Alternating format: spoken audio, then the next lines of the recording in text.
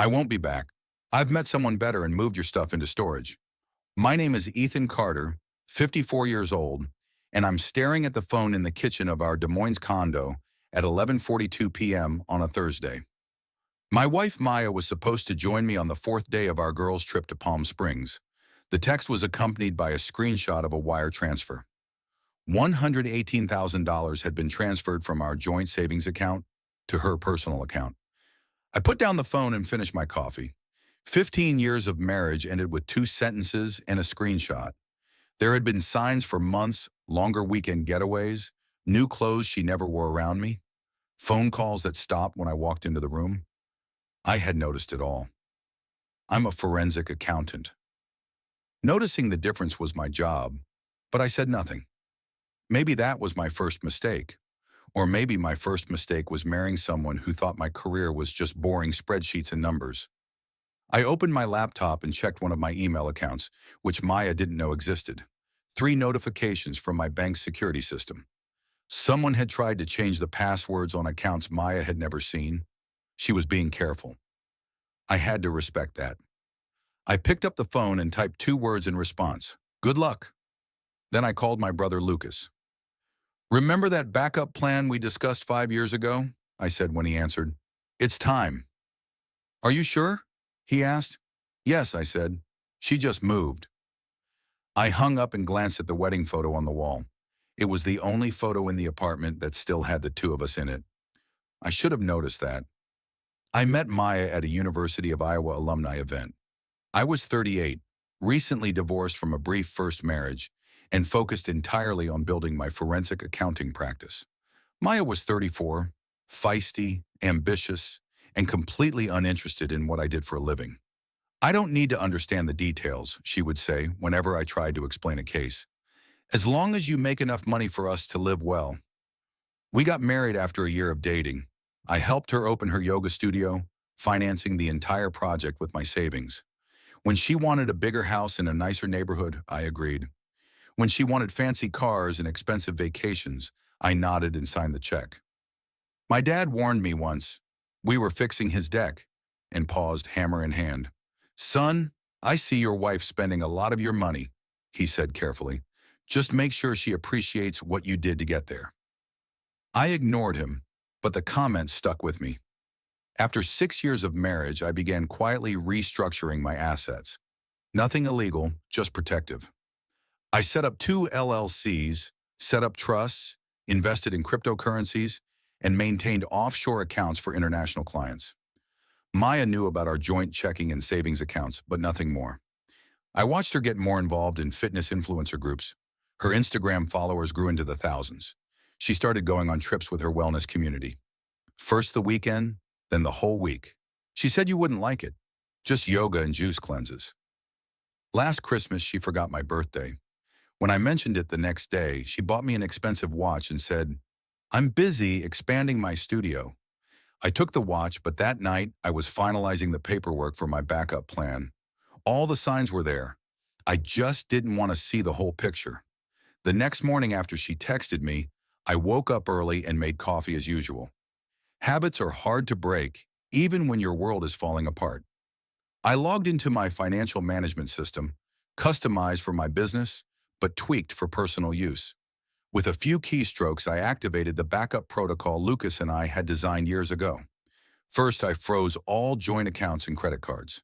Then I triggered a fraud alert on the $118,000 wire transfer, using my bank contact information to expedite the process.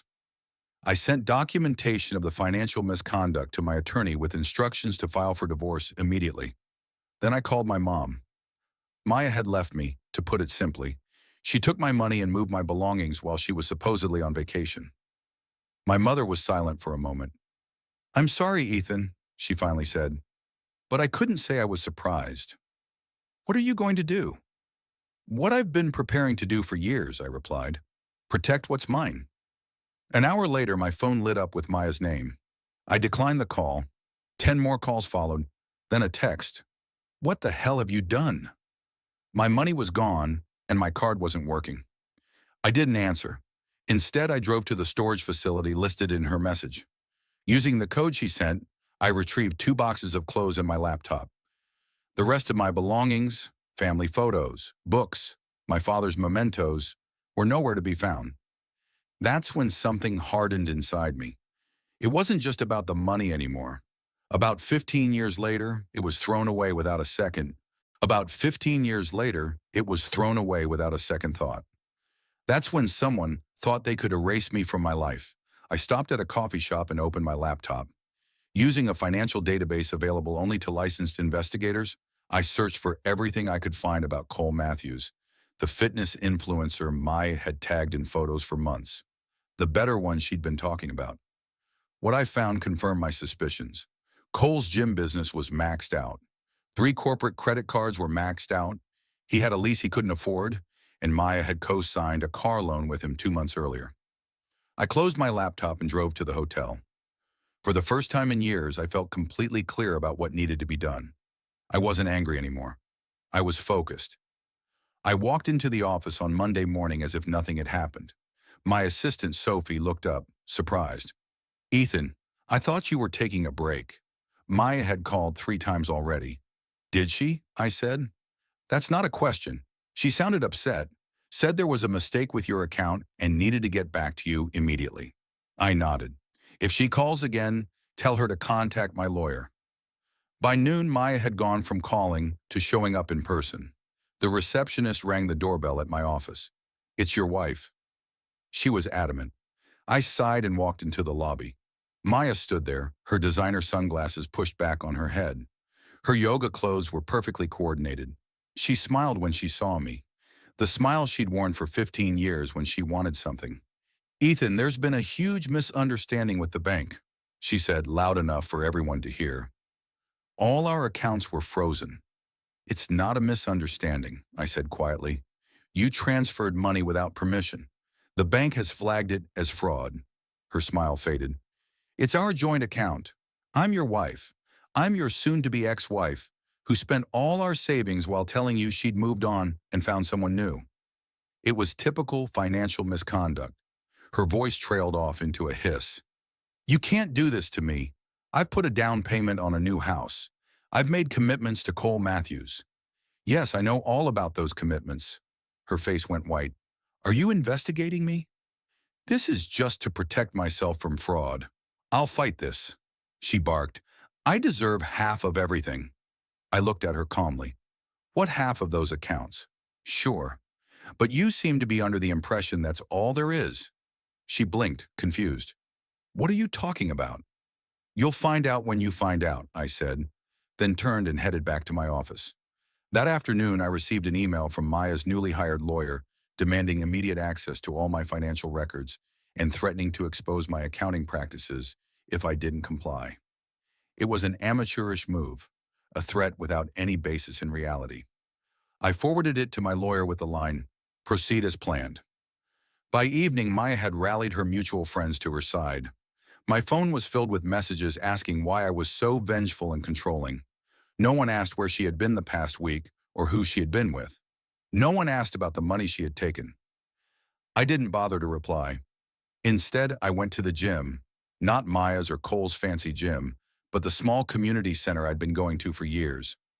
I lifted weights until my arms were shaking, then drove back to my hotel room.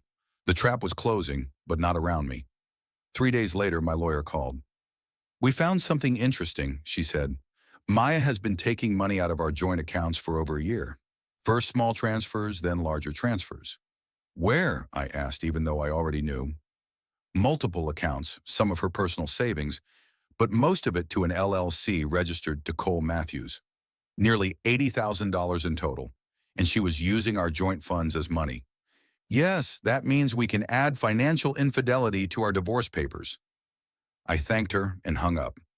I wasn't surprised, but the confirmation still felt like a punch in the gut. Maya hadn't just left me for someone else. She'd planned it for over a year, using my money to fund her departure and her new boyfriend's business. That night, I got a text from an unknown number. "You need to back off. Maya deserves better than you. Don't make it worse than it has to be." Cole Matthews joined in directly. Fascinating. The next morning, I drove to my brother's house. Lucas worked in digital security, which was a perfect complement to my financial background. We had worked together on cases before, but this was different.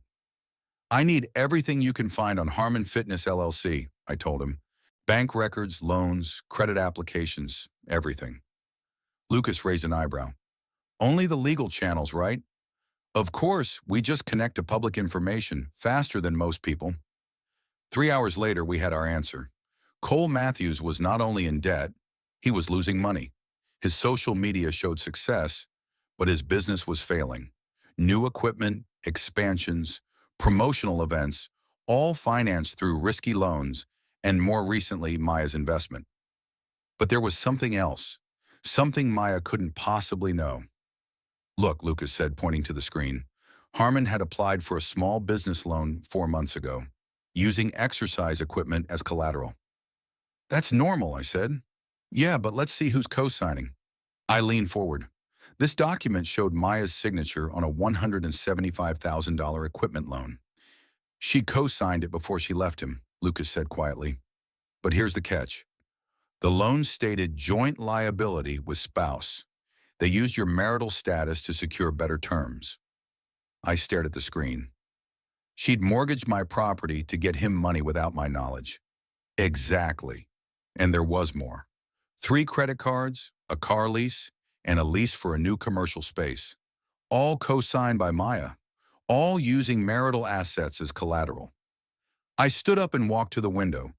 Outside, children were playing in the backyard, oblivious to the complexities of the adult world. Finally, I said, she doesn't know what she's doing, and neither does he. The next morning, I met with my attorney and presented her with all the information we had found.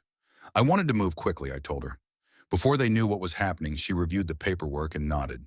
We'd file for emergency asset protection today. The loan fraud alone was enough to freeze things until the divorce was finalized. That afternoon, I drove to Harmon Fitness. The gym was sleek and modern, with inspirational quotes painted on the walls and Cole's face plastered over the entrance. Inside, 20 people in expensive workout gear were taking selfies between half-hearted workouts. Cole recognized me immediately. He was taller with the fake tan and porcelain teeth of someone who'd built a career on looks. He stepped forward, extended his hand, and flashed a perfect smile. You must be Ethan, he said. Maya mentioned you. I'm sure she did, I replied, not taking his hand. We need to talk privately. His smile faded, but he led me into his office. A glass-walled one that was visible to everyone, but soundproof. What can I do for you? We need to talk privately. His smile faded, but he led me into a glass-walled office that was visible to everyone, but soundproof. What can I do for you? Cole asked, his voice strained. I placed the file on the table and looked him straight in the eye. Here are all the financial documents that tie you to Maya. Loans, credit cards, leases, all signed together using our marital assets as collateral. He flipped through the files, his face ashen. I don't understand, he said. Maya used our marriage as a guarantee for my business loans, but now she's gone. I replied calmly, we're getting divorced now and those guarantees are no longer valid. The bank will ask you to pay off the entire loan. He was silent, then sighed softly. I don't know what to do. Neither do I, but I know one thing. Maya is no longer the person I once trusted, and you are not the only victim in this game. I stood up, preparing to leave. Before leaving, I added, be prepared to face the truth and take responsibility for what you have done. We all have to pay the price for our choices. Leaving the room, I felt an unprecedented sense of relief. After months of darkness, I had finally begun to take back control of my life. The pain of the past was no longer a shackle. It was a lesson, a motivation for me to move forward. The divorce went more smoothly than expected in the weeks that followed, thanks to clear evidence and the support of a lawyer. Maya paid the price for her mistakes, and I found the freedom I had longed for. One peaceful afternoon, I sat by the window, watching the sunset cast a golden glow over the trees. My brother Lucas came by, bringing a warm smile and a bottle of bourbon, the drink we used to drink to mark our new beginnings. I believe, Ethan, it's going to be okay. You did the right thing, Lucas said. I smiled, relieved. That's right, I didn't win anyone over.